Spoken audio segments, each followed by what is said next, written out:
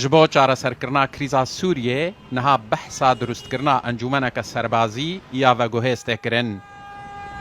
تێ پێشنیارکردن کۆ ئەو ئەنجومەن ji ئارتێشا حکوومەتا سووریێ û hêzên Sûriyeya Demokratîk hese dê û beşekêş artêşa azad pêk bê û bi serokatiya General Munaf Tlas be.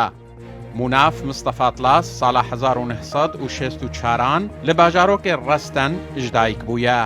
Kurê Wezîrê Bergiriyê yê Berê yê Sûriyê Mustafa Tlas'a bi pileya General yek ji fermandeyên pasevanên Komarî bûye. Berê dostekî nêzik ê serokê Sûriyê Beşar Esed bûye. Sala 2012 cudabûna xwe ji artêşa Sûriyê ragihand. Niha li welatê Fransayê nişteciye.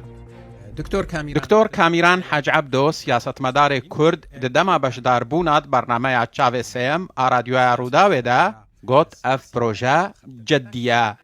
راستی یعنی اف بری چند هفتیه بلکی تخمین جبون روژه تی چسباندن که اف حمله که راستقینه یعنی جبون کارتی کرن و هبدیتن هاتن کویک آنی و جی هبدیتن که بهتری یعنی Di heman bernameyê de Diktor Saadetdîn Mella akademisyan û siyasetmedarê Kurd got pêwîst e Kurd di vê projeyê de cî bigirin.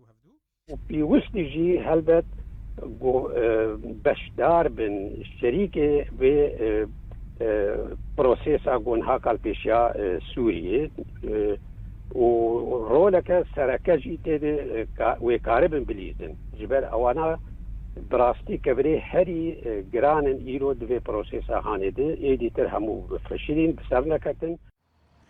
تاوی قوداخویانین برپرسن حسده و هن فرماندهین ارتشا آزاد ji projeya durustkirina encûmena serbazî ya veguhêzil Sûriyê erênî bûn lê heta niha deng ji Şamê derneketiye û roniya kesk jî ji aliyê hêzên navdewletî ve li pêş vê projeyê bi fermî nehatiye vêxistin.